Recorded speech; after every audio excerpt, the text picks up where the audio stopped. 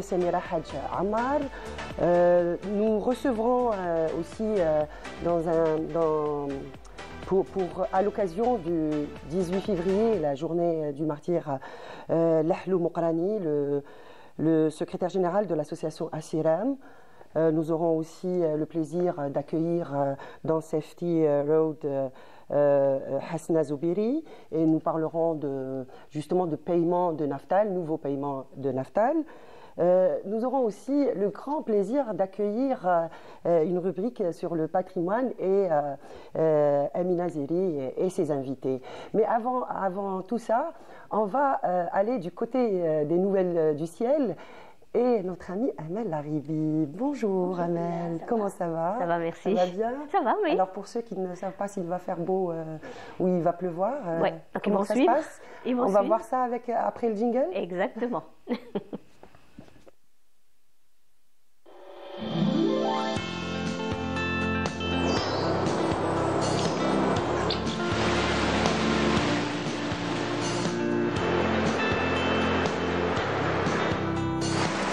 موبيليس تقدم لكم الأحوال الجوية. موبيليس، معا نصنع المستقبل. Donc bonjour à tous et bon réveil. Et bien pour aujourd'hui, on se croirait au printemps, mais plus vers les régions nord où Météo Algérie prévoit un ciel généralement dégagé. Bien sûr, on a eu de la brume en ce début de matinée, c'est pratiquement à l'ensemble des côtes et vers l'intérieur et le haut plateau. Et Météo Algérie a émis aujourd'hui une vigilance orange concernant des vents forts sur les régions sahariennes qui peuvent atteindre les 80 km/h sur les wilayas suivantes. On aura Timimoun, Adra, Insalah, également le sud de Mnira et Tamanrasset, Janet, où les vitesses de vent arriveront jusqu'à 80 km/h et la visibilité risque d'être réduite avec des soulèvements de sable, donc soyez très très vigilants durant cet après-midi. Et à noter des passages nuageux de la Sahara vers le Nord Sahara, les oasis, le Sahara central, le Sahara oriental, avec quelques pluies par endroits du côté de la Sahara et le Nord Sahara, des pluies sous forme d'averses orageuses vers les oasis, le Sahara central, mais des pluies localement assez marquées et parfois orageuses sur le sud du Sahara oriental. Donc soyez aussi très vigilants. Partout ailleurs, rien à signaler, le ciel restera dégagé à partiellement voilé. Et comme je vous l'ai dit tout à l'heure, des vents forts aussi du côté de Tamanrasset et Janet. Les températures, eh bien, quant à elles seront hors saison. Le maximum 22 degrés du côté de Tlemcen, 21 à Oran, 18 à Alger, Tiaret, Tizi Ouzou, également Djelfa, 19 à Sétif, 17 à Annaba également, 20 degrés à Batna, le minimum 15 degrés seulement à Al Bayad. Au sud, 18 degrés à Béchar, 23 à Tindouf, également du côté de Janet, 24 à Gardaya, 26 Biskra, Insalah, 24 à Adrar, 25 à Tamanrasset et enfin 34 à 35 degrés de Bodj Beji Mokhtar vers Ingzem. La mer aujourd'hui, eh bien, se montrera peu agitée sur les côtes ouest et centre, plutôt calme sur le côte est. Des vents faibles sur pratiquement toutes les côtes d'ouest en est et les vents seront variables. Et on termine ce bulletin cette fois-ci avec l'éphéméride. Pour aujourd'hui, eh bien, le soleil se couchera vers 18h31. Et pour plus d'informations, bien sûr, vous pouvez consulter les sites de Météo Algérie. Passez une excellente matinée, avec la suite de programmes sur Bonjour d'Algérie et à tout à l'heure midi.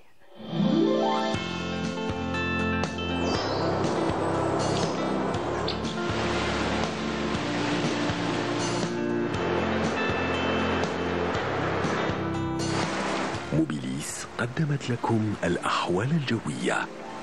موبيليس، معا نصنع المستقبل. Eh ben, merci C'est moi Amel. qui vous remercie. J'ai une question à te poser. Il n'y a pas de prompteur et tu apprends par cœur la... On improvise, hein, c'est l'improvisation. De toute façon, dès qu'on voit la carte, on connaît la prévision. Bravo. Donc ça va durer il y aura un petit changement peut-être d'ici 22 à 23 février. On attend ça. On va bien regarder la prévision d'ici là. Pour l'instant, on va écouter une chanson. Avec plaisir. Je te propose la chanson de Nadia Gerfi,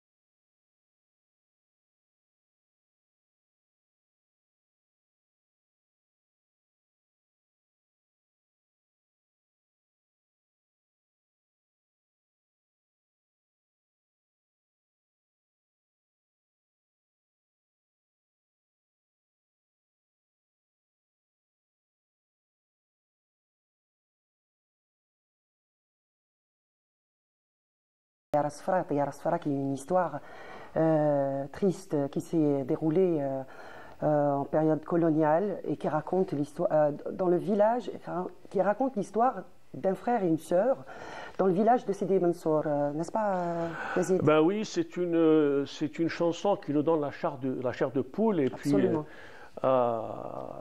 hommage à tous les martyrs et Allah yarham shuhada. Je rappelle juste que Tayar Asfara, c'est une histoire qui a été adaptée aussi au cinéma par Hajar Sabata, que nous avons reçu sur ce plateau aussi. Exactement. Donc, bonjour Yazid. Bonjour. Donc, oui. ravi de te retrouver Merci, dans Coup de cœur. On va, actualité oblige, on va commencer par l'hommage rendu à Oui. Félix Kolosi et l'histoire de ce patriote militant qui a combattu le colonialisme. Absolument, à tout seigneur, tout honneur, et puis par devoir de mémoire. Aujourd'hui, donc, hier, il y avait le décès donc, de Félix Kolosi, un anticolonialiste. Il est né en 1930 à Bellecour. Il a commencé le militantisme au sein des sections syndicales de la CGT. Par la suite, il a rejoint les rangs du mouvement de libération. En fait, il était dans les AML, donc les patriotes de la liberté, donc, qui était un groupe qui a rejoint le FLN en 1956, suite à un accord entre le PCA et le FLN. Et donc, il a été comme Maurice Laban, comme Yves Tan, comme Raymond Péchard, comme tous les anticolonialistes qui ont rejoint le combat libérateur contre la France coloniale. Il a été arrêté et puis c'était l'histoire des prisons parce qu'il a été déjà à Selkedji. Par la suite, il a été transféré à Maison Carrée, donc à Al-Harrach, et puis Lambèze, et puis même en France, il a fait les Baumettes, il a été dans la prison de Fresnes, il a été à Rouen, il a été quelqu'un. D'ailleurs, il a écrit un livre sur ses mémoires de prison chez Kelima. Il a écrit ce livre où il a raconté toute la misère et tout ce qu'il a enduré dans ces prisons. D'ailleurs, j'ai choisi un petit passage où il rappelle sa rencontre avec les condamnés à mort. Il rappelle avec force de détail comment il a rencontré ces condamnés à mort. Nous allons juste voir ce petit extrait, nous allons le voir et essayer de le lire en même temps pour dire comment il a souffert et comment il a été convaincu par la justesse de la cause algérienne contre la domination coloniale. On va voir ça tout de suite. Je rappelle que Félix Kolosi a eu la nationalité algérienne. Ben, c'est un Algérien, oui. C'est comme, oui. comme Georges Alcampon. De la bataille de Oued Chouli. La bataille de Oued Chouli, c'est aussi une bataille qui a été immortalisée par la chanson Bedoui, oui, la Reine Rai, et ça raconte l'histoire de Raïs Ben Allel, qui était l'un des martyrs de la bataille de Oued Chouli, et cette bataille, elle a été immortalisée par la chanson Bedoui, la chanson populaire.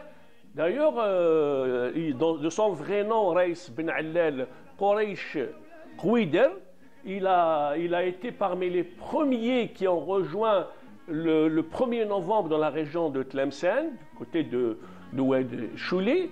Il a quand même réussi à opérer dans cette région et à entamer des actions de sabotage de plusieurs dépôts de liège, plusieurs donc réseaux de télécommunications, et il était dans cette région de la Wilaya 5 où il y avait Ben Mehidi, où il y avait Boussouf, il y avait Houari Boumedienne, il y avait beaucoup de personnalités historiques qui ont opéré et qui ont été dans cette zone qu'on appelle la Wilaya 5. Et on rappelle que cette chanson elle a été chantée par plusieurs chanteurs, notamment le groupe Amarna, le groupe Raïna Rai, il y a aussi des Chirates qui l'ont chantée.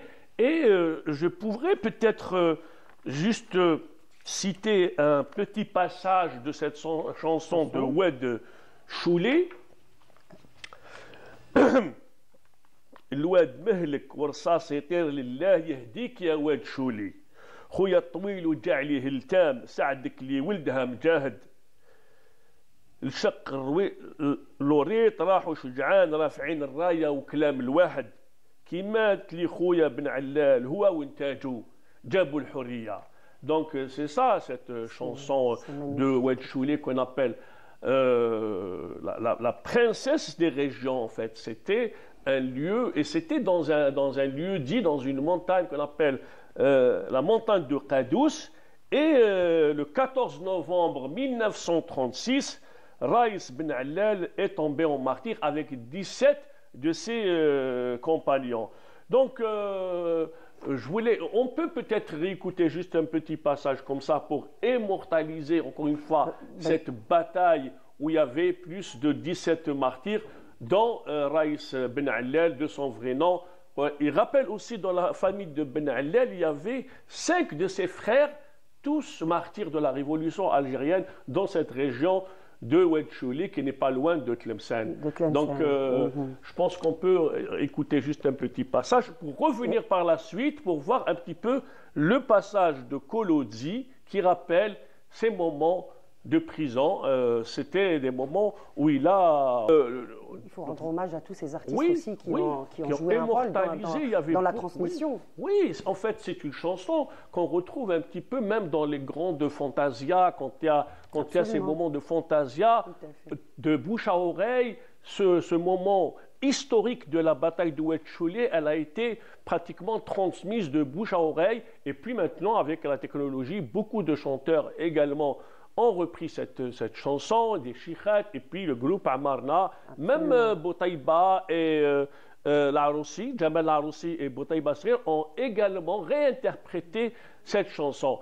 Et on revient à Philippe Kolodzi, puisqu'il y a eu un passage de son livre Mémoire de prison, où il dit, je vais lire un petit passage, donc on le voit à l'écran. Voilà, notre cellule située au premier étage dans une aile où se trouvaient au rez-de-chaussée les cachots des condamnés à mort, celle où était Yvetan, située dans une autre aile. Là où se trouvait l'infirmerie, nous communiquions avec eux. Beaucoup ne dormaient pas par peur, mais pour ne pas être un matin à l'aube. Certains chantaient Ikhwani la tansa wa shuhada. Donc on trouve ça dans le livre Mémoire de prison de Félix Kolodzi, Allah yarhamou. Donc le livre il a été édité dans la maison d'édition Kalimat. Donc le président de la République Abdelmadjid Tebboune lui a rendu un vibrant hommage en rappelant qu'au péril de sa vie, Philippe Kolodzi a cru à la justesse de la cause nationale face à la domination coloniale. Il rappelle aussi que Kolodzi a été aussi victime. Il a survécu dans les prisons de Fresnes, dans les prisons de Maison Carrée, dans la prison de Selkedji, dans la prison de Lambez. Allah yarham shuhada et à tout seigneur, tout honneur.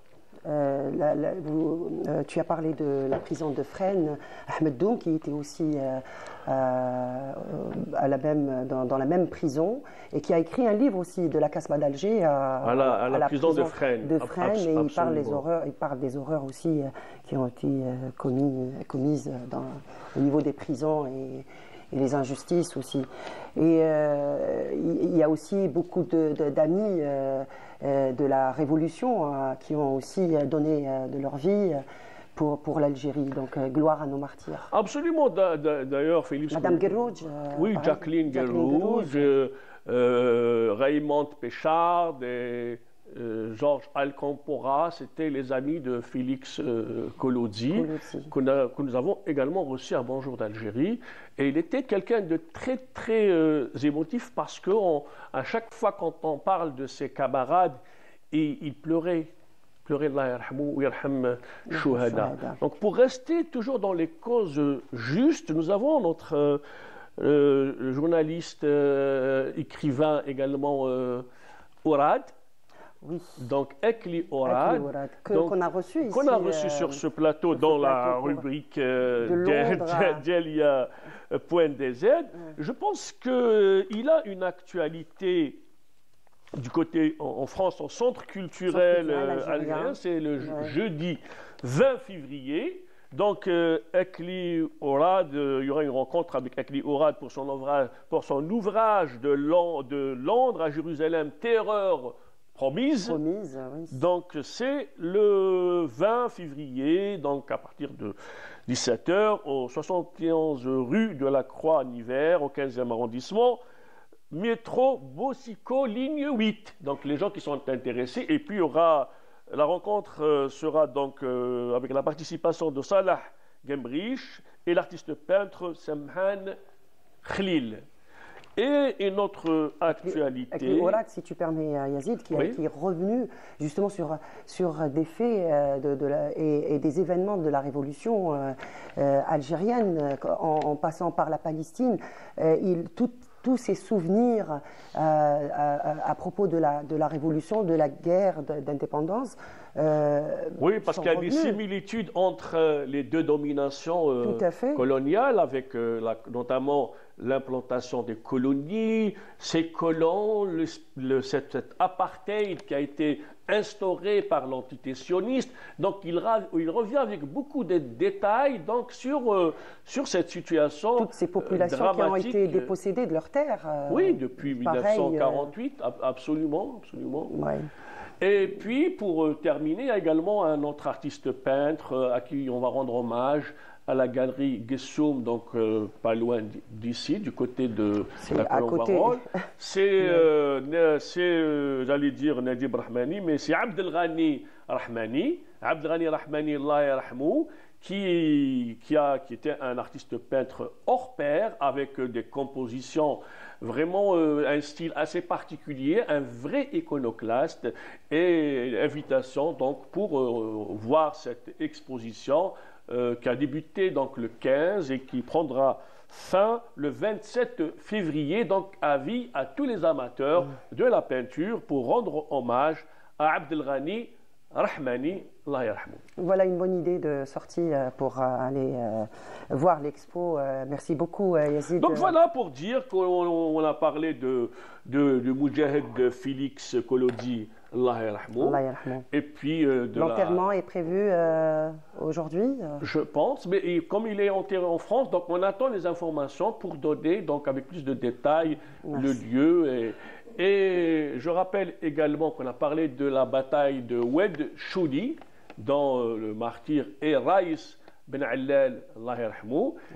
Pour terminer avec deux informations culturelles, Ekli Orad et Ekli Orad au Centre culturel algérien à Paris, et Abdelghani Rahmani à la galerie Gessoum du côté de la colonne Varol. Merci. Merci beaucoup, Yazid, pour toutes ces informations. Et pour enchaîner, donc on a le portrait de. On va le voir peut-être plus tard.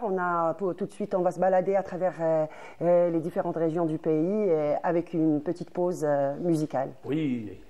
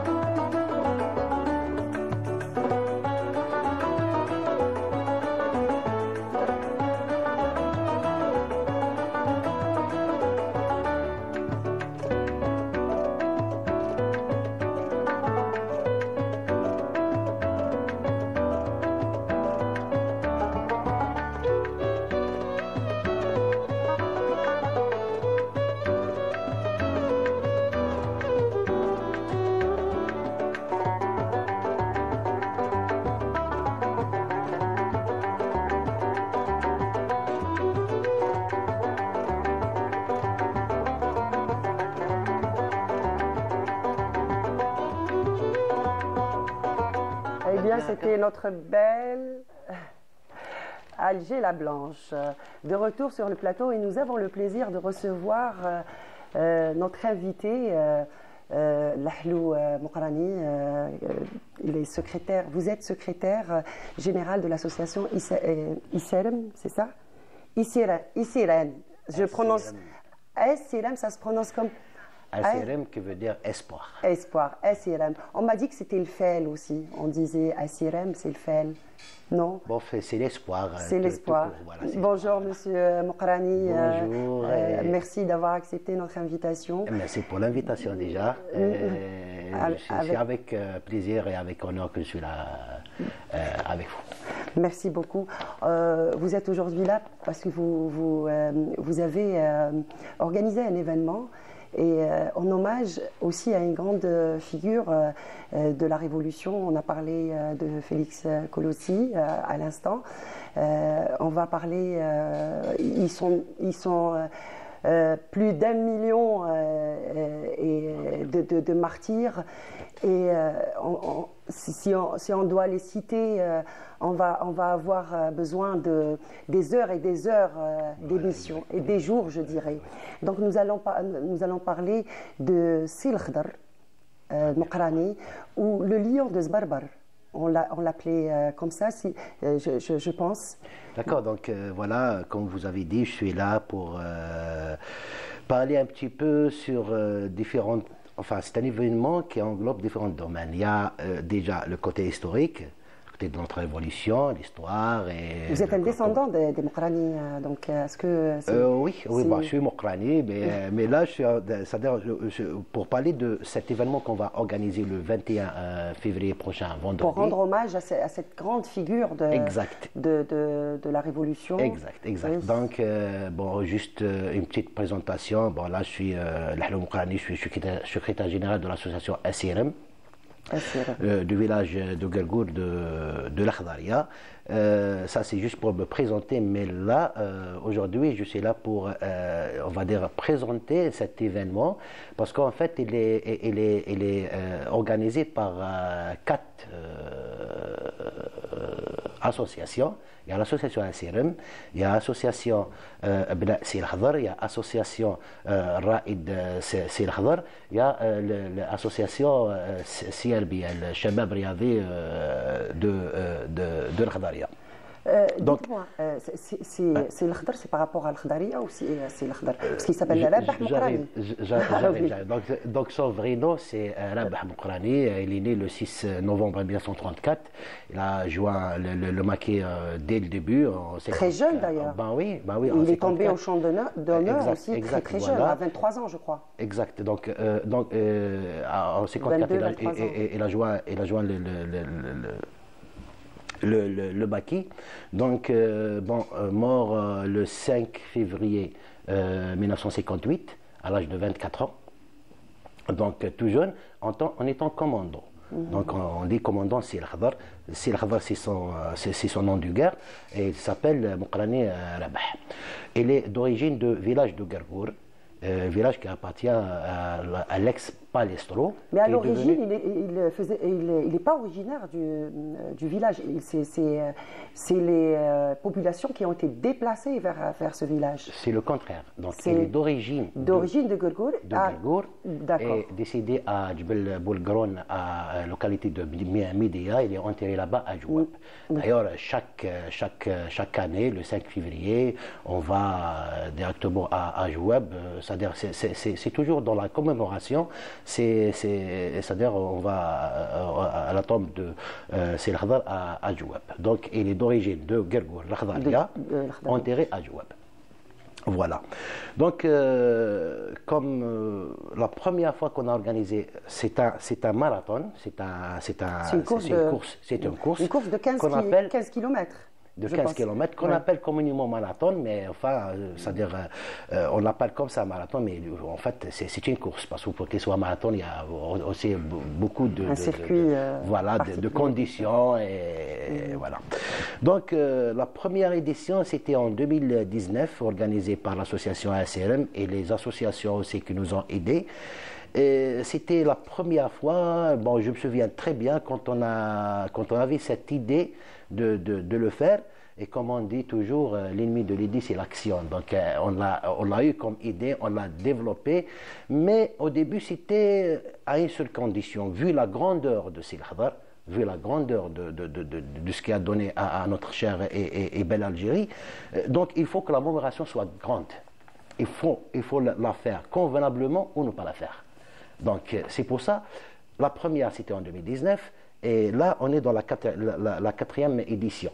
Donc 2019, 2020, 2021, 2022, 2023, 2024, 2025, normalement il y aura 7. Alors bon, il y avait un problème, le passage de Corona, et en plus, qui a un petit peu bloqué, à un certain moment, c'est-à-dire si on voit qu'on ne peut pas le faire convenablement, il vaut mieux ne pas la faire.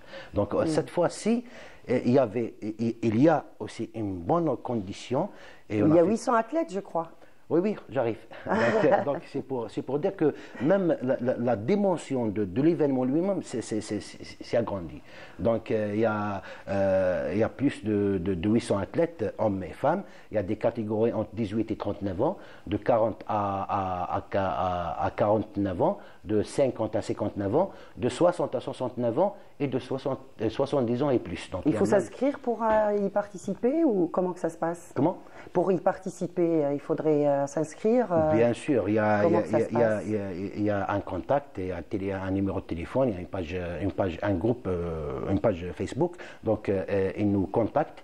Et voilà, et pour finaliser les droits de participation, donc il y a aussi un brassard, un dossard plutôt à prendre, un t-shirt de participation. Donc on est arrivé à plus de 800 athlètes.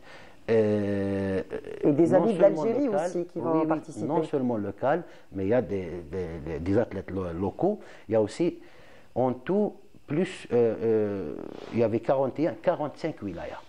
Plus les étrangers aussi, c'est très important. C'est pour ça que j'ai dit les amis de l'Algérie. Voilà, c'est des amis de l'Algérie. Donc surtout les Tunisiens qui vont venir. Récemment, on a reçu un message vocal d'un Tunisien, mais vraiment j'ai frissonné. Bonjour, c'est des frères, on aime l'Algérie, on viendra avec plaisir pour y participer. Oui, on paye le droit de participation. C'est une histoire coloniale commune aussi avec la Tunisie. Voilà, donc c'est un honneur déjà d'y participer déjà, et de notre tour, c'est un honneur de les recevoir aussi. Donc ça sera avec un grand plaisir. Il y a aussi quelques-uns, il y a un Tchadien, il y a un Congolais, il y a un Américain, il y a un Allemand aussi.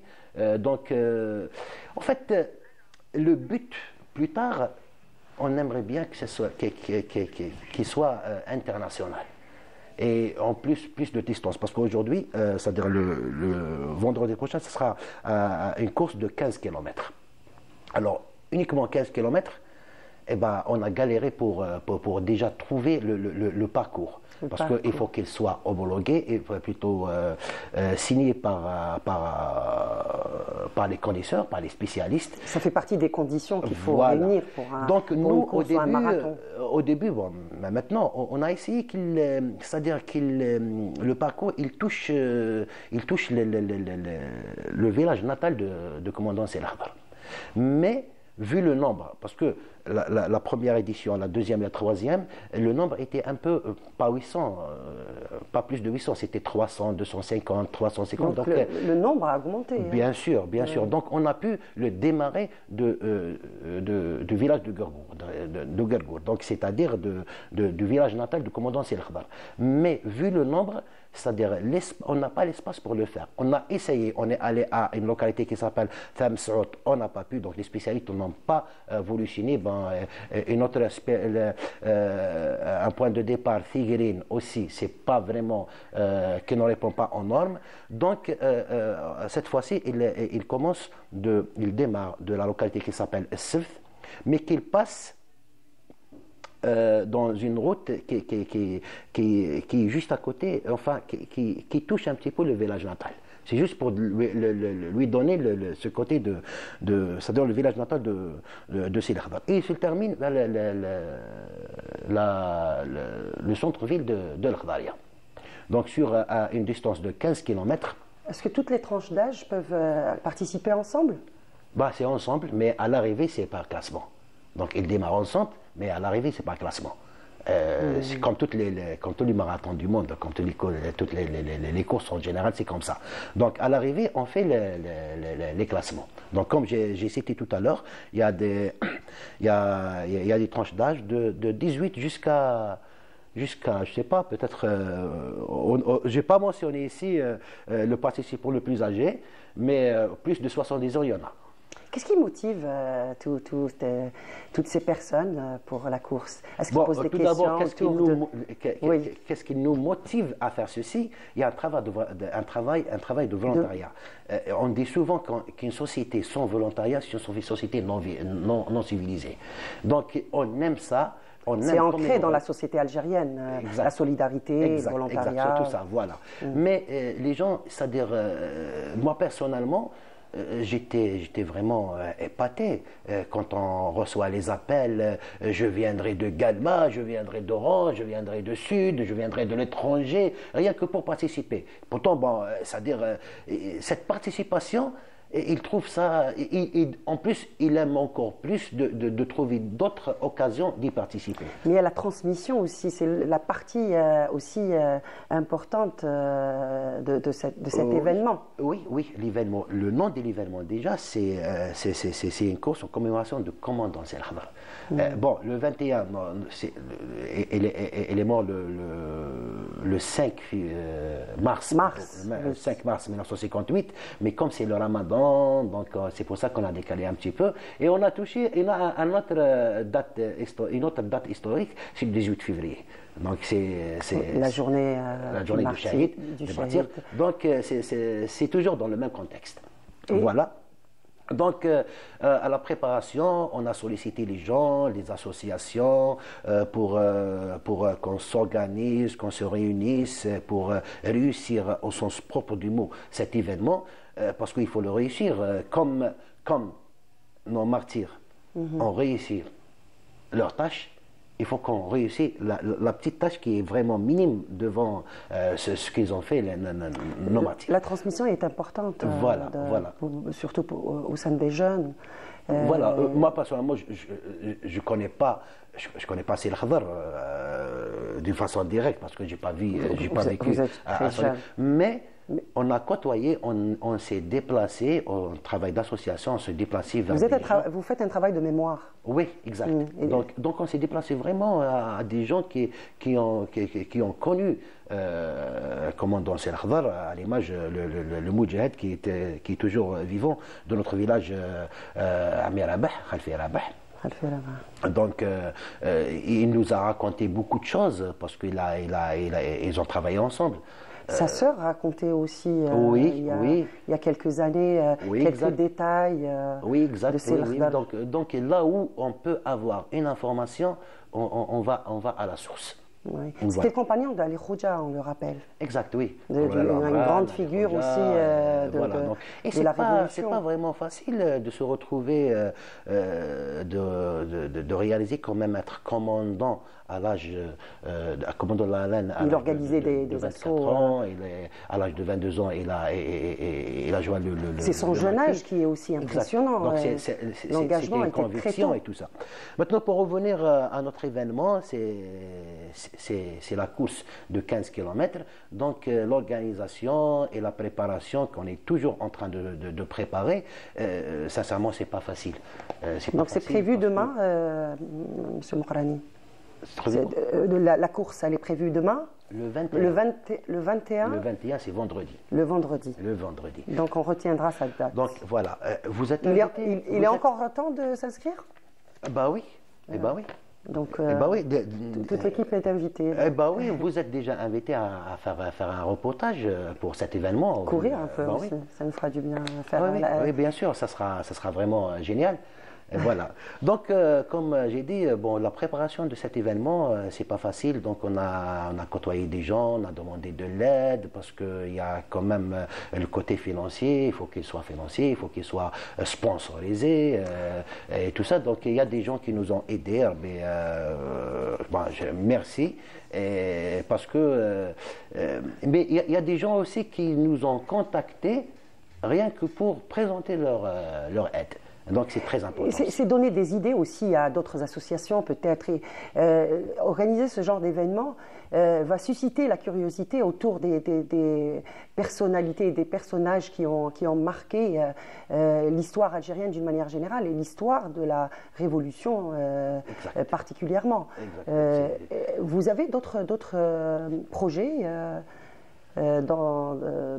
qui fait partie de... Dire association, c'est toujours...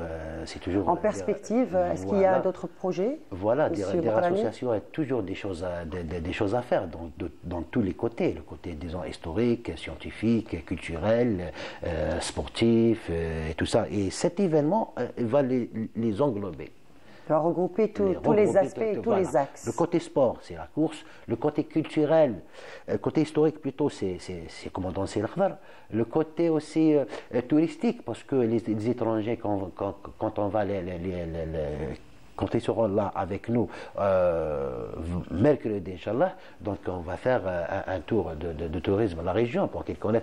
Une belle région. Ils vont aller déjà directement à la maison de Sel Khadar, là où il est né. Elle existe toujours. Justement, là, c'est un projet très très important qu'on a lancé. Ce projet en 2019, c'est pour réhabiliter la maison de Sel Khadar comme musée. Transformé en musée. Voilà. Ouais.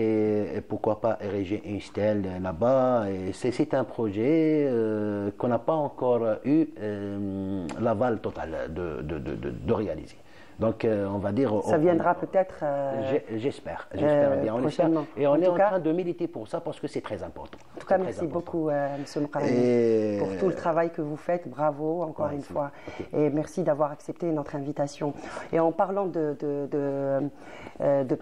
personnalités et de figures qui ont marqué la Révolution, nous allons tout de suite voir un reportage qui retrace un petit peu le parcours d'une grande figure aussi, Ahmed Doum.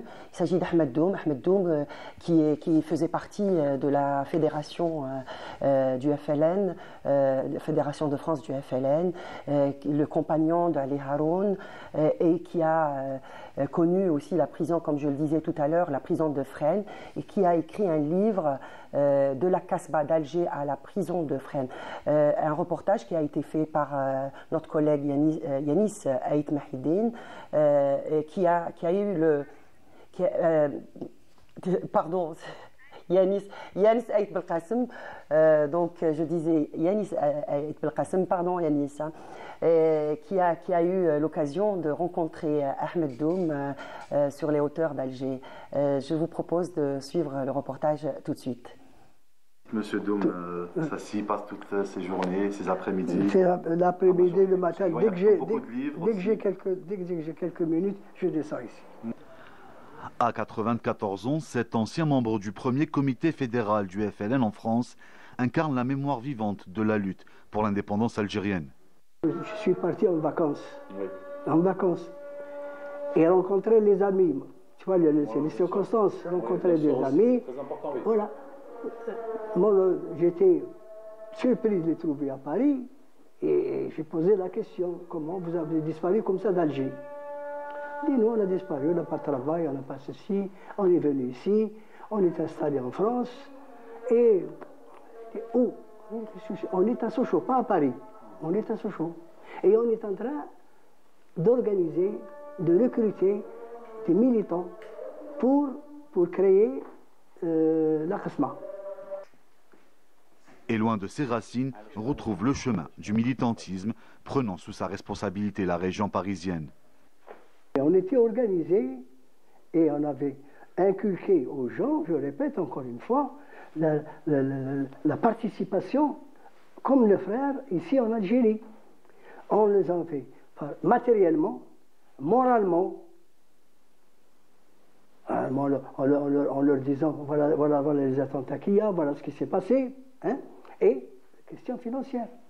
Et je vous ai donné des exemples pour les finances, qu'on était quand même les premiers.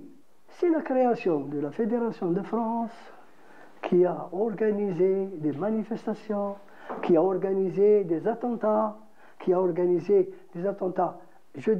précise, des attentats pas n'importe comment, parce que c'est plus facile de prendre un panier dont il y a une bombe et de la mettre dans le métro. Et c'était notre rôle, c'est notre devoir de créer, mais des millions d'Algériens, c'est créé matériellement, ne serait-ce que, parlons de matériel barque, et de faire connaître ce qui se passe ici, de contacter les démocrates qui nous ont aidés. Ça, je les ai vécus. Aujourd'hui, son regard nous rappelle la force des convictions qui ont soutenu cette lutte, dans un passé où chaque visage, chaque lieu témoigne du courage quotidien des militants. On savait, quelques-uns, qu'il allait se passer quelque chose avec le CRUA. On va voir. Mais on en a tellement parlé au cours des années que c'était pris à la légère. Mais le jour où on a appris le déclenchement, je me trouvais à Saint-Michel, café La Capolate, avec deux grands responsables du MTLD. Il y a Basta, je ne sais pas s'il est mort là, et Zarrouki. D'ailleurs, avec eux, on a discuté, on discute, les choses. Puis tout d'un coup, dernière nouvelle d'accord, je fais l'Algérie. Et il est arrivé ce qu'on attendait. La France était bien plus qu'un simple lieu de travail pour ces Algériens, c'était un véritable front de lutte pour leur cause. En novembre 1956, alors qu'il menait une mission pour la liberté, Ahmed Doum, membre du premier comité fédéral du FLN, est arrêté à Paris. Ce comité jouait un rôle essentiel dans la mobilisation de la communauté algérienne, la préparant à son retour dans une Algérie indépendante. Qui remplace les membres de la Fédération de France. Donc, on regardait à l'instant le reportage sur M. Ahmed Doum. C'est toujours très émouvant de relater tous ces faits et tous ces événements douloureux. On revient vers toi, Hasna, et ton invitée. Bonjour, madame. Bonjour. Donc, c'est madame Karima Boukhalfa. Boukhalfa. Donc, vous êtes directrice centrale HSE au niveau de Naftal. Donc, bonjour, merci pour l'invitation et bonjour aux téléspectateurs de Canal Algérie. Donc, effectivement, je suis la directrice centrale santé, sécurité et environnement. Très bien, voilà. Parfait. Donc, aujourd'hui, on va aborder plein de questions. Donc, on a commencé à le faire dans notre salle VIP, notre salle dédiée aux invités. Par rapport justement à cette modernisation du mode de paiement au niveau de Naftal, il y a une généralisation de la Naftal Card au niveau des entreprises. Aussi, depuis 2 ans, il me semble que vous avez commencé le mode de paiement par carte CIB au niveau de certaines stations de services qui dépendent de Naftal. Est-ce que vous pouvez nous parler davantage de cette modernisation? Merci. Oui, bien sûr, merci. Donc, c'est une action qui est intégrée dans le programme de digitalisation de Naftal qui touche les métiers de Naftal. Qui dit métier, c'est la satisfaction client parce que nous sommes une entreprise de distribution et de commercialisation des produits pétroliers. Donc effectivement, il y a 2 modes de paiement électronique. Donc vous avez parlé de la Naftal Card qui a débuté en premier. Et puis maintenant, nous sommes sur la carte interbancaire qui est CIB et Dahabia aussi, qui est connue aussi. Donc si on doit traduire ça en chiffres, pour l'année 2024, nous avons quand même déployé 509 points de vente donc, qui concernent Naftal, donc les stations-service, les stations-service vertes, les centres LP, les centres de conversion et les showrooms. Donc c'est ça pour faciliter, j'allais dire, la vie aux citoyens et pouvoir acheter via la carte Dahabia et la carte interbancaire. Donc on a enregistré, je vais donner quelques chiffres aussi, nous avons enregistré 464 000 opérations, donc transactions, pour un montant qui dépasse 1 milliard de dinars. Moyennant 1050 TPE déployés justement pour assurer ces opérations et ces transactions. Très bien. Est-ce qu'aujourd'hui, d'ailleurs la question qui a été posée par un de nos invités qui passera tout à l'heure, est-ce que cette généralisation de TPE, d'appareils TPE, est-ce que ça existe, on les trouve dans toutes les stations de service aujourd'hui, ou seulement les stations qui dépendent de Naftal, le privé, est-ce qu'il est sensible par rapport à ce mode de paiement? Oui. Justement par rapport à ça et par rapport à la relation avec justement nos partenaires des stations-service privées. Donc il y a eu quand même une sensibilisation. Nous avons réuni une association qui regroupe le maximum de stations-service avec la BEA qui est notre partenaire, en sachant que nous avons commencé le déploiement après plusieurs mois de préparation en mars 2023, moyennant une convention qui est signée avec la BEA. Donc c'est notre partenaire sur cette partie de paiement électronique via la carte interbancaire. Et on est en train de sensibiliser donc régulièrement ce partenaire privé pour justement aller vers un déploiement vers les stations-service privées. Actuellement, c'est les points de vente Naftal. Très bien. Qu'en est-il pour vos clients, disons les grands corporates, les grands comptes, qu'en est-il de la Naftal Card, parce qu'elle les concerne directement? Justement. Donc le deuxième mode de paiement électronique, c'est le Naftal Card qui date depuis plusieurs années. Actuellement, donc c'est les clients corporate de Naftal. Nous avons quand même déployé près de plus de 21 000 clients. En revenant aux chiffres aussi, donc on a délivré 192 000 cartes pour un montant de transaction de 21 milliards de dinars. Donc quand même, nous avons touché un nombre important de clients qui constituent notre portefeuille, justement, client. Un chiffre qui m'a été avancé l'année passée lorsque j'avais réalisé un reportage durant le mois de Ramadan en 2024. Donc pratiquement 80% des entreprises, des grandes entreprises, sont aujourd'hui, en fait, travaillent avec la Naftal Card. Donc il reste un petit taux, donc un taux qui est minime, des entreprises qui sont aujourd'hui, ils ne se sont pas adhérés justement à ce mode de paiement. Justement, il y a un travail de sensibilisation et de rapprochement des clients pour essayer justement de les motiver par l'utilisation de ce mode de paiement et pour éliminer, je dirais, les anciennes pratiques, parce que c'est le cash. Il y a un peu de résistance peut-être au changement, mais quand on communique sur les bienfaits de ce mode de paiement. Et je pense que maintenant c'est devenu très accepté, on va dire. Voilà. D'accord. Est-ce que tu utilises toujours du cash au niveau des stations? Du cash, ça va être un peu difficile de rompre avec les pratiques anciennes. Il y a des habitudes incroyables, même pour d'autres produits, sortir la carte et l'introduire. Au niveau des supermarchés, par exemple, des grandes surfaces, on a du mal à s'adapter à ce changement. On vérifie toujours, on doute un petit peu. C'est ça. On n'est pas habitué en fait. Tout à fait, mais c'est pour ça que cette réticence existe au niveau des stations. Je pense que ça existe partout. Mais je crois qu'on n'aura pas le choix dans un moment et ça va être généralisé. Ça devient une exigence réglementaire. Donc voilà. Donc, ce qui est intéressant aussi, c'est aussi l'effort qui est fait par Naftal pour le déploiement aussi de la solution TPE. Donc nous avons plus de 3500 TPE qui sont déployés, avec un contrat d'acquisition de 6000 TPE autres qui s'étale entre 2024 et 2027 justement pour remplacer les défectueux et renforcer la présence du TPE au niveau des stations, au niveau de nos clients. Il faut l'acquérir, pour l'acquérir, c'est-à-dire les commerçants. Il y a une enveloppe qui a ou les. Est-ce que c'est gratuit? Ils doivent l'acheter. Pour le déploiement de la TPE pour la carte interbancaire, c'est gratuit. Maintenant, pour le TPE, ça dépend au niveau des stations-service. Pour Naftal, c'est un outil de travail de Naftal. Évidemment. Pour les privés, c'est intégré dans le contrat avec nos partenaires. Très bien. Voilà. On passe sur un autre sujet, Madame Boukhalfa, donc Boukhalfa, excusez-moi. Donc voilà, je voulais parler de l'acheminement du carburant à travers le territoire national et donc le transport des camions citernes qui transportent le carburant. On a eu pas mal d'incidents ces 2 dernières années.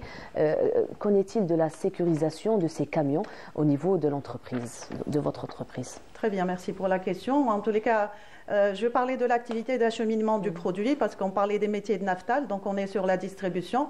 Il faut savoir qu'on est sur le transport de matières dangereuses, qui est une activité qui est régie par un arsenal réglementaire et qui est, je dirais, le métier par excellence de Naftal depuis plusieurs années. Donc vous savez qu'il y a un dispositif qui accompagne ces activités. Il faut savoir que nous sommes, pour l'année 2024, à titre indicatif, nous avons mouvementé 41 millions de tonnes de produits pour assurer la disponibilité du produit à travers tout le territoire national. Et nous continuons quand même à transporter plus de 52% de produits moyennant le mode de transport par route, notamment sur le Grand Sud, même si Naftal opte aussi pour d'autres modes de transport comme le pipe, la canalisation et tout ce qui est voie ferrée. Mais on reste quand même sur 52% de quantité transportée par route. Maintenant, par rapport aux mesures il faut savoir aussi, c'est grâce à nos chauffeurs de transport matières dangereuses qui dépassent les 2600 chauffeurs, moyennant 2500 camions appartenant à Naftal. Il faut savoir aussi qu'on travaille avec des tiers, donc nos partenaires qui constituent aussi pratiquement 50% de notre activité au niveau du transport par route. Ceci dit, c'est vrai que vous avez parlé d'incidents. Souvent, quand on voit un camion citerne, on pense à Naftal. Voilà, on pense directement à Naftal. C'est pas systématique, mais on reste aussi engagé par rapport aux mesures de sécurité. Les mesures de sécurité commencent par aussi la qualification de nos chauffeurs, donc de transport matières dangereuses, déjà à la sélection au recrutement. Donc il y a un test d'évaluation technique, un test psychotechnique et aussi la visite d'embauche médicale qui donne l'aptitude de la santé mentale et physique des chauffeurs. Donc il y a aussi la qualification réglementaire qu'on appelle brevet professionnel pour les chauffeurs, mais aussi l'accompagnement pendant la carrière du chauffeur par rapport à des formations de recyclage et aussi des sensibilisations, des mises à niveau en continu et des formations en interne qui se réalisent au niveau de nos centres de formation. Tout à l'heure, on avait parlé aussi du nombre de centres de formation que nous avons. Je vais en parler après. Et puis, ça concerne tout ce qui est la conduite défensive, tout ce qui est sensibilisation aussi sur plutôt les risques routiers. Parce que le chauffeur, il conduit pour lui et pour tout le monde, comme nous aussi. Hein. Donc, et en plus, il conduit et il transporte une matière dangereuse. Donc, c'est une responsabilité supplémentaire aussi. Exactement. Voilà. C'est certain. Voilà. Je dirais... Moi, je voulais... Oui, je t'en prie, vas-y. Madame est en train de parler des camions et on ne peut pas s'empêcher d'éviter un camion citerne qui transporte du carburant. C'est effrayant sur la route. Bien sûr que c'est effrayant. C'est pour ça qu'il y a des mesures qui sont prises aujourd'hui par Naftal pour justement essayer d'encadrer ces chauffeurs, qu'ils respectent le code de la route, qui ne font pas de vitesse, notamment sur les autoroutes, les grandes autoroutes, à savoir l'autoroute Est-Ouest. Justement, est-ce que vous pouvez nous parler de ces mesures qui sont prises par Naftal justement pour essayer d'encadrer ces chauffeurs? Je vais continuer. J'avais parlé de qualification des chauffeurs. Il faut savoir aussi que le moyen de transport, c'est des investissements engagés par Naftal pour avoir les meilleurs moyens de transport qui répondent aux nouvelles technologies, mais aussi qui répondent à la réglementation nationale, mais aussi à la réglementation internationale, ce qu'on appelle l'ADR, donc l'accord de transport international de marchandises dangereuses par route. Donc nos moyens de transport répondent à des spécifications techniques qui garantissent des conditions optimales de sécurité et des conditions de confort maintenant pour nos chauffeurs, alhamdoulilah. Voilà. Il faut dire que les incidents sont très rares, voire inexistants. Oui. On y travaille beaucoup, même dans... Il y a aussi la partie gestion de risque et la partie planification des itinéraires parce que aussi nous gérons par rapport aux points noirs, je dirais les parcours accidentogènes et dangereux, les parcours qui sont souvent coupés pour des conditions climatiques, donc tout ça est géré. Aussi le chauffeur, dans le cycle de formation, il doit respecter aussi des procédures de chargement, de déchargement au niveau des sites, des stations de service ou des sites Naftal, ou carrément quand il va livrer au niveau d'un client. Voilà. Et les visites médicales sont régulières Tout à fait. Il y a aussi, dans le cadre du suivi de la carrière de ce chauffeur, il y a les visites médicales périodiques qui sont réglementaires. Donc, on considère que c'est un poste à risque au niveau de Naftal. Et réglementairement parlant, ils ont 2 visites médicales par an avec délivrance d'aptitude. Donc, sur la base de consultations chez le médecin avec des examens cliniques et des examens complémentaires liés au risque risques auxquels est exposé le chauffeur transport matière dangereuse. Très bien. Donc il y a 3 centres, vous avez cité 3 centres de formation justement dédiés à la formation des conducteurs des camions de Naftal, donc à savoir celui du centre à Alger, à l'est à savoir celui de Constantine et à l'ouest à Mostaganem. Voilà, donc 2 autres vont ouvrir justement bientôt. 2 autres centres de formation vont renforcer donc le dispositif actuel de formation. Donc un centre de formation à Annaba et un autre centre de formation pour couvrir la région sud à Hassim Saoud. Voilà. Je voulais dire aussi par rapport à la sensibilisation, l'année passée en juillet, nous avons signé une convention avec la délégation nationale de la sécurité routière, justement pour renforcer la sensibilisation. Déjà pour toucher le citoyen, parce que c'était leur but. Comme Naftal est une entreprise citoyenne et au niveau de nos stations-service, on capte beaucoup de citoyens. Donc déjà, on les sensibilise par rapport aux risques routiers, mais aussi par rapport à l'approvisionnement du produit au niveau des stations-service. Donc c'est, on va dire, une pierre deux coups. Et c'est une collaboration pour laquelle la DNSR aussi nous accompagne pour renforcer le dispositif de sensibilisation. Excellente démarche. Voilà. En tout cas, c'est rassurant. Bien sûr. Merci. Donc, voilà, on arrive à la fin de cette chronique. Exact. Je vous propose d'aller faire un tour à Timimoun. On va voir tout de suite le reportage de notre collègue Hamid Rebouh qui va nous parler un petit peu des tenues traditionnelles de Timimoun. Allons-y.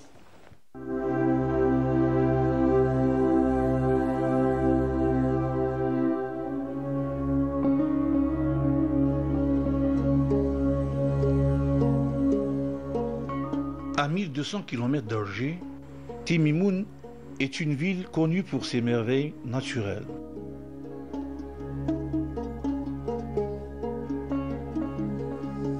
À Timimoun, les traditions sont incarnées avec fierté, notamment à travers les femmes et les jeunes filles qui perpétuent l'héritage culturel de la région lors de cérémonies et festivités en se parant de magnifiques tenues traditionnelles reflétant l'authenticité et les richesses de ce territoire.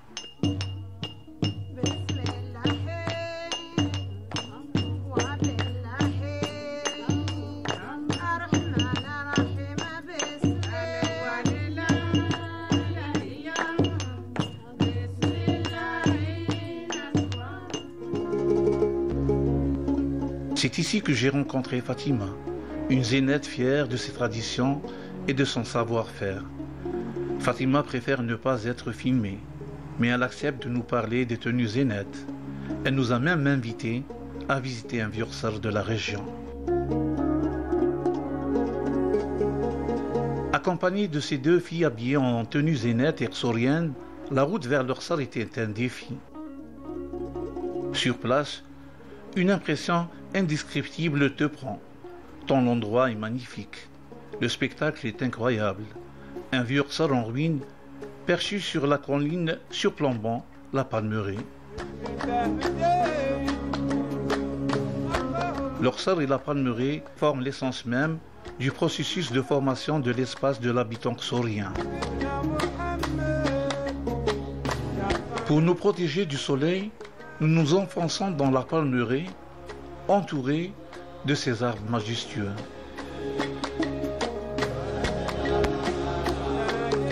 Ici, l'air est frais et parfumé. Le contraste entre la terre, l'eau et le palmier est apaisant.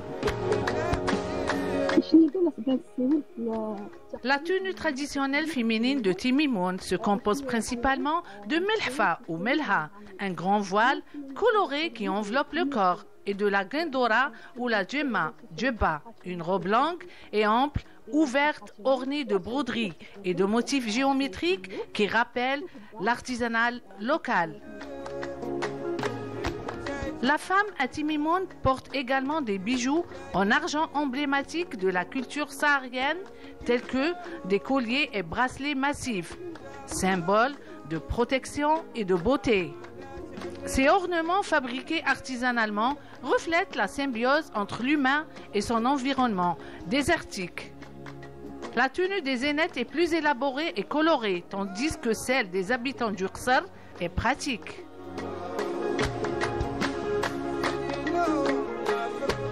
La tenue traditionnelle zénette n'est pas seulement un vêtement, mais une véritable représentation de l'identité du désert algérien.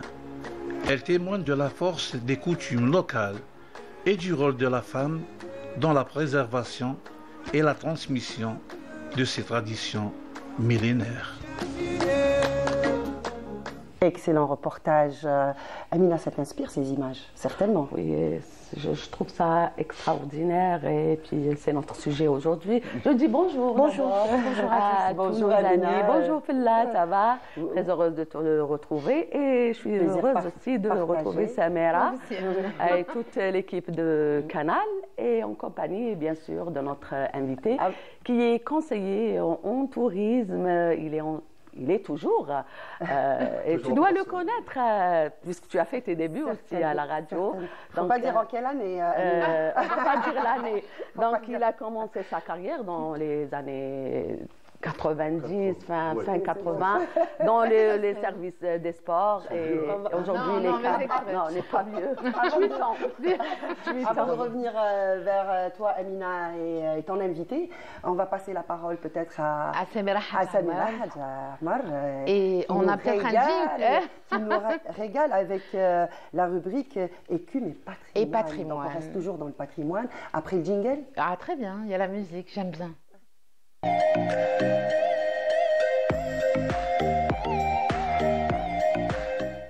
Donc, Samira. Alors, on voulait bien sûr revenir encore, et c'est pas suffisant, revenir à chaque fois, absolument, un peu plus sur le parcours des personnalités donc algériennes, culturelles, du cinéma, du théâtre, et c'est souvent lié, l'un ne va pas sans l'autre, et revenir encore une fois sur Ftouma Osleha. Donc, Ftouma Osleha Bouamari, du nom de son mari. Voilà. On parlait avec Yazid Aït Mahidine tout à l'heure. Et on rendait hommage à tous ces artistes qui ont joué un rôle dans la transmission. Oui, la transmission historique, voilà, puisqu'elle a souvent joué dans des rôles. Fatima Osleha fait partie de ces grandes figures artistiques. Exactement. C'est une icône, franchement. Le cinéma, mais marqué aussi l'histoire. Exact. D'abord, Chebba. C'est une belle femme, très très belle femme. C'est-à-dire même jeune, moins jeune, et même aujourd'hui, c'est une femme très belle. J'ai beaucoup adoré femme et je reconnais toutes les... J'ai beaucoup adoré Chebba. C'est vrai, vraiment, on a de très belles femmes, artistes. Artiste, elle a une présence, elle a un charisme de fou, on va dire. Elle a une voix. C'est d'abord une voix, Ftouma Osleha. Quand on va rappeler d'abord son parcours, c'est une fille d'Alger. C'est une Algéroise. Tous nos artistes sont belles. Sont belles. Tout le monde il est beau. Allez. Non, on va dire qu'il y a des gens qui ont une certaine particularité. Une présence. Oui, une présence. C'est des gens qui crèvent l'écran. C'est des gens qui sont dès qu'ils rentrent dans une pièce, ils l'illuminent. Ils prennent tout l'espace parce qu'ils ont un don, un talent, et c'est le cas de Ftouma Osleha. Elle est d'abord la fille d'un docker et d'une ouvrière. Elle va être dactylo, hein. On est loin de s'imaginer quand on commence sa vie par taper des lettres ou des mots, qu'on va avoir un parcours aussi fabuleux que celui de Ftouma Osleha. Vu le nombre de lettres qu'elle a pu voir passer. Exactement, les nobles lettres. Et de grands dramaturges, de grands auteurs. Alors, elle est née pendant la bataille d'Alger, elle va travailler normalement, elle va soutenir sa famille, c'est dur, la colonisation n'est pas facile, donc elle va être obligée de travailler, dactylo. Et puis, elle va, à partir de 63, se diriger vers le Théâtre National d'Algérie.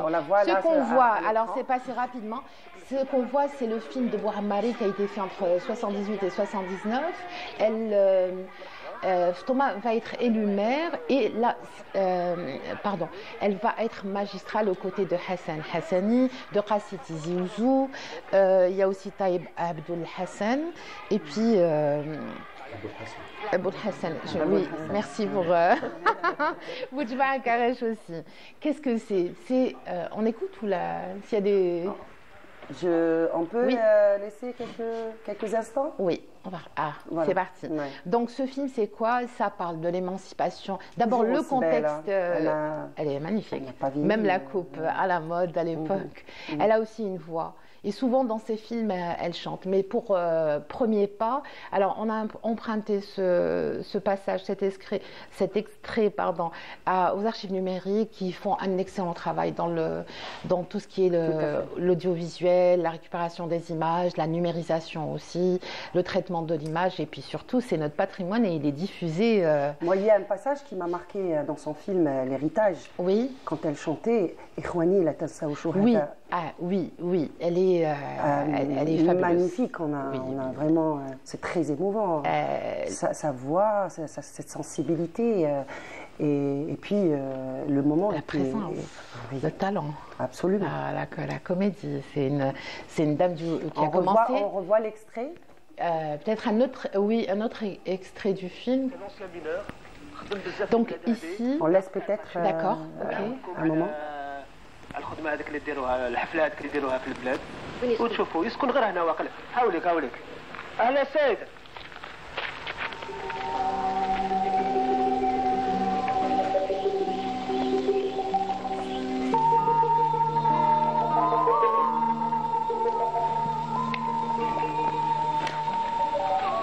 Ouais, c'est quelle année, Samira, le film? Le film a été fait entre 78 et 79. Donc les années 80, on va dire, début années 80. Et Touma Msleha va être récompensée pour son rôle magistral. Elle va recevoir le prix d'interprétation féminine aux Journées internationales du film, aux Journées internationales cinématographiques de Carthage. Voilà, en 1980. Voilà une information à retenir. Oui. En tout cas, on espère la voir un jour ici parmi nous. Ce serait un grand honneur pour moi. Pourquoi pas. Oui. En tout cas, merci. Merci. Peut-être qu'on y reviendra encore parce qu'elle a joué énormément de films. Et, merci beaucoup, Samira. Voilà. On va passer la parole à Amina. Amina, comment ça va? Oui, ça va. En tout cas, moi, je me suis régalée avec ces images. Avec Fatoma. Merci d'avoir choisi cette personnalité. Et bien sûr, qui dit Fatoma Ousliha, dit Noria, la grande Noria, la grande dame, Sabounji, Fatiha Berber, elles étaient toutes belles. Elle a beaucoup de classe, beaucoup de charisme. Ouais. Donc, elle mérite vraiment d'être médiatisée parce que la génération actuelle, malheureusement, ne connaissent pas beaucoup. Sans plus tarder, Amina, on va laisser place au jingle pour laisser un peu de temps. Exactement, parce qu'on n'a pas beaucoup de temps. Absolument. Merci.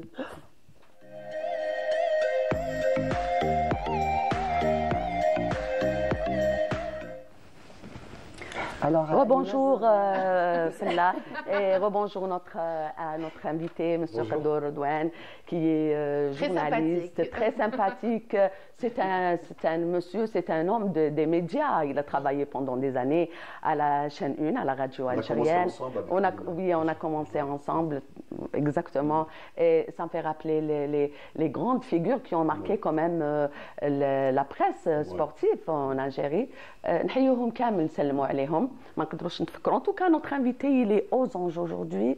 Le CRB est qualifié pour les huitièmes de finale face au Mouloudia. Donc, bonne chance pour Amina a changé de rubrique. C'est rubrique sport, je crois. Oui. Donc, notre invité, il nous invite à une balade, une petite. Je dirais une évasion sage, très sage. Exactement, au sud algérien. Oui. Sport et tourisme, ça marche très bien. Par exemple, madame, le cyclisme actuellement, et elle a une mission très noble, c'est le tourisme et le sport. En même temps, de faire connaître les régions. Et bien, comme on dirait tout à l'heure avant de rentrer au studio, il y a le côté tourisme culturel et tourisme sportif. C'est ça. Donc, notre invité nous invite à découvrir une très belle région. une ville extraordinaire qui est Tarit. Hein. Je crois qu'actuellement, c'est le meilleur moment de faire le tourisme au sud algérien, notamment à Tarit, n'est-ce pas? Honnêtement, bonjour mesdames. Je suis très honoré d'être avec vous aujourd'hui. C'est mon premier passage à Canal Algérie. Donc, c'est mon premier passage à Canal. Donc, je dis bonjour à tout le monde, aux Algériens, soit en Algérie ou à l'étranger, nos frères, nos confrères et consoeurs. Eh bien, Tarit fait partie de la région de la Sawa. La Sawa, comme vous connaissez tous et toutes. Donc, c'est la région comme Adrar, Timimoun. Timimoun, qu'on connaît beaucoup à l'occasion de la célébration du Mouloud Nabawi Sharif. C'est pas des Mouloud Nabawi Sharif qui convient avec le Mouloud. Et bien sûr, Tarit, elle voisine beaucoup de régions, beaucoup de sites, beaucoup d'endroits comme Ben Abbas, Tarit, Igli. Donc, elles sont toutes traversées par l'ergue occidentale. Oui, Adrar, Tamantet, en arabe, c'est quoi Tamantet? C'est à 10 km d'Adrar, c'est Hajib ou l'Ain. C'est contre le mauvais œil. Oui. Pour les superstitieux. On parle souvent de ça. Oui. On parlait de ça ce matin, Samira. Tarit, c'est une petite ville, c'est une palmeraie, très belle palmeraie. D'ailleurs, c'est à 90 km du chef de wilaya de Bchar. Donc Tarit, comme chaque année, elle célèbre la cueillette de la date. Mais la cueillette de la date, elle coïncide avec le mois d'octobre. Mais actuellement, et honnêtement... Il y a plus de 300 variétés de dates, je crois. Oui. Bon, notamment le fegos. Vous disiez combien? 300. À peu près, oui. La plus célèbre, je crois que c'est le fegos. C'est plus de 300. La qualité de la date de Tarit, c'est le fegos. Le fegos. Il est rond comme un pouce. Donc, elle a un goût différent. Elle a un goût extraordinaire. Ils ont des dates sans noyau, parce que j'en ai mangé à Timimoun. Ah, très bien. Vous étiez à Timimoun, donc vous connaissez le Grand Sud. C'est beaucoup dire. Quand même, vous avez une idée sur le Grand Sud? Absolument. Oui, très bien. Alors, je voulais juste raconter une petite histoire sur le fegos. Je vais la raconter. Alors, un jour, أمير من الأمراء تاع الخليج جا وداق الفقوس في بلادنا. قال لك لازم ندي شجيره ونغرسها ونشوف سكو سا فا دوني. بس ça n'a pas marché parce que حنا on a les فقراء.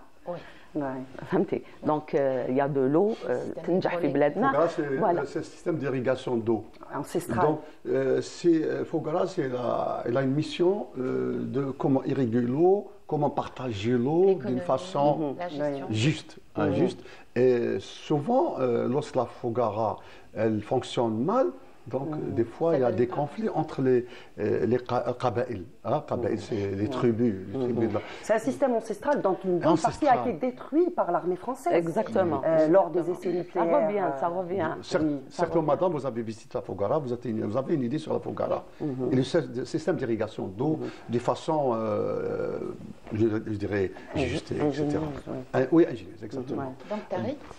Tarit, donc nous sommes à la fin, comme vous savez, nous sommes en pleine saison saharienne. Il fait chaud déjà. En fait, oui, on commence. En fait, Monsieur Kadour, quand est-ce commence la période touristique? Le tourisme saharien. Généralement, c'est à partir de l'accueil de la date, c'est le mois d'octobre, novembre. On peut aller jusqu'à mois de mars. Sinon, c'est la période des vents de sable, etc. Donc, on évite cette période. Donc, nous sommes tous toujours en période de saison saharienne. Donc, on peut même inviter les gens à visiter Tarit en ce moment. C'est en période des vacances. Comme vous disiez tout à l'heure, il y a un mot, il m'a vraiment impressionné, le mot transmission. La transmission, c'est la clé. C'est la clé. La transmission pour ne pas avoir le conflit de génération. Donc on doit responsabiliser. J'étais en train de chercher le mot exact et juste. Il faut responsabiliser les jeunes d'aujourd'hui. Il y a des jeunes d'aujourd'hui qui ne connaissent pas leur pays et ne connaissent pas vraiment. C'est-à-dire, je dirais, c'est des pôles touristiques. Mais l'intérêt revient petit à petit. On revient grandement. Il y a un monde fou à Tarit pour le réveillon. On parle de la jeunesse. C'est complet. On parle de la jeunesse. Il y a eu même des touristes européens qui sont venus un petit peu de. Même un film qui a été tourné à Tarit, c'est Théo Sahara. Théo Sahara. J'aurais aimé le voir quelques séances. C'est intéressant. pièce arabe avec la participation des grands acteurs français. Alain Delon. Alain Delon, oui. À l'époque, oui. Donc, c'était... Mais l'engouement y est par la jeunesse, en tout cas de plus en plus. Et, alors, de la diaspora aussi. Ce qui a changé, avant on y allait juste comme ça, on marchait dans le désert. Maintenant on peut faire il y a du tourisme méditatif, culturel santé, aussi. On peut faire du quad comme on peut faire du yoga dans ces régions. Quad, hein. Exactement. Justement, en parlant de quad, l'écotourisme est pris en considération et on voit de plus en plus de zones vertes.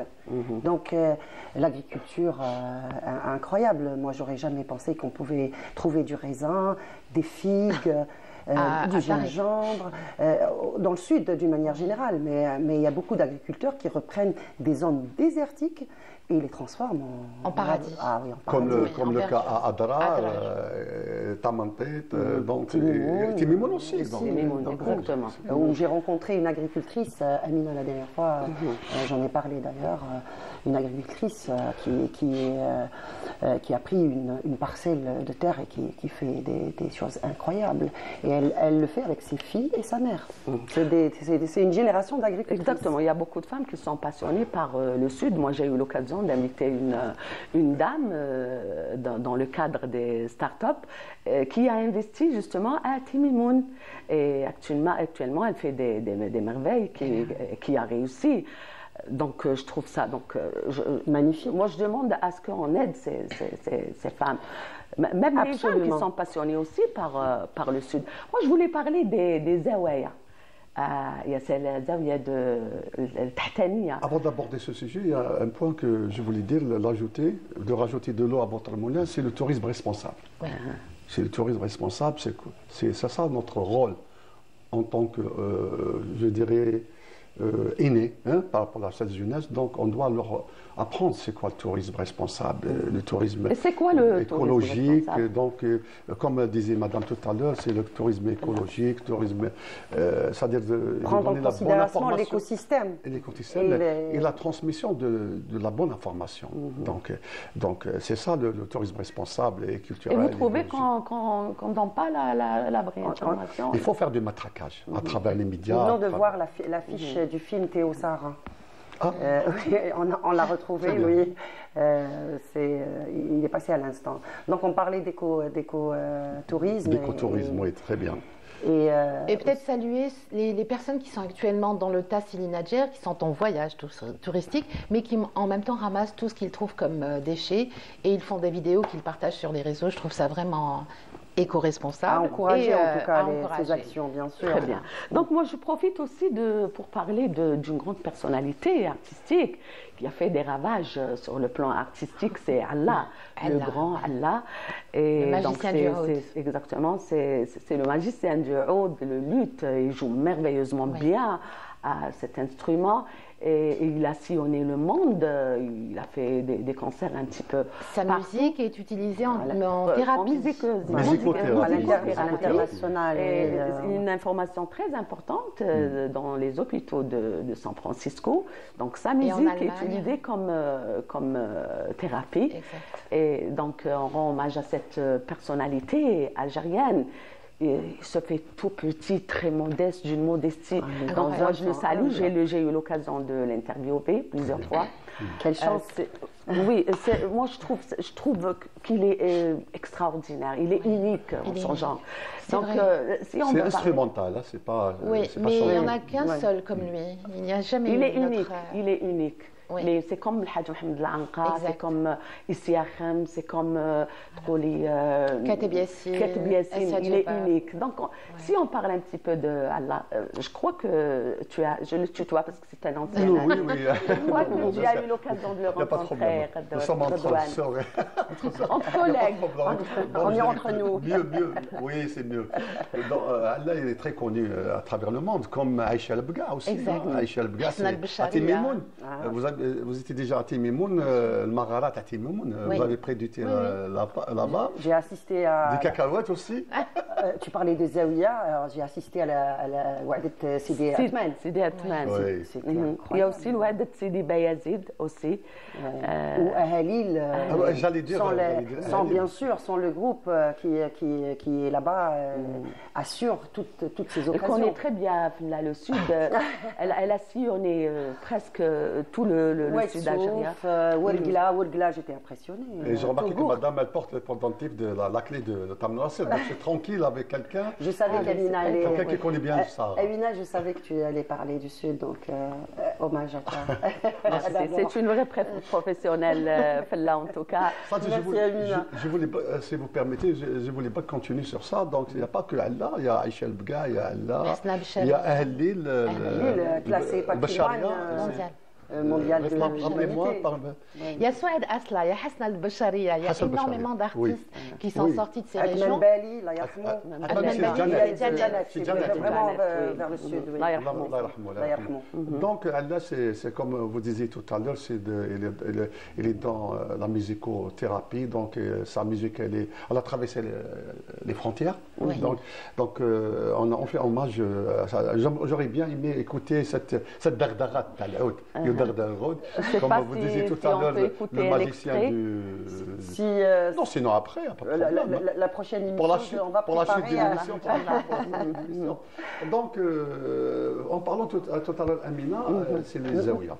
À Tarit, donc... Si vous permettez rapidement, on a pratiquement une minute. Il y a Zawiya Bayazid, donc elle est tout à fait en bas.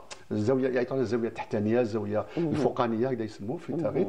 Donc en fait, l'accueil de la date avec le Coran, la fantasia, le barreau, etc. Donc c'est une argent. J'invite tout le monde, puisque le temps ne nous permet pas de contenir. Là, on est invité, le trio Hada.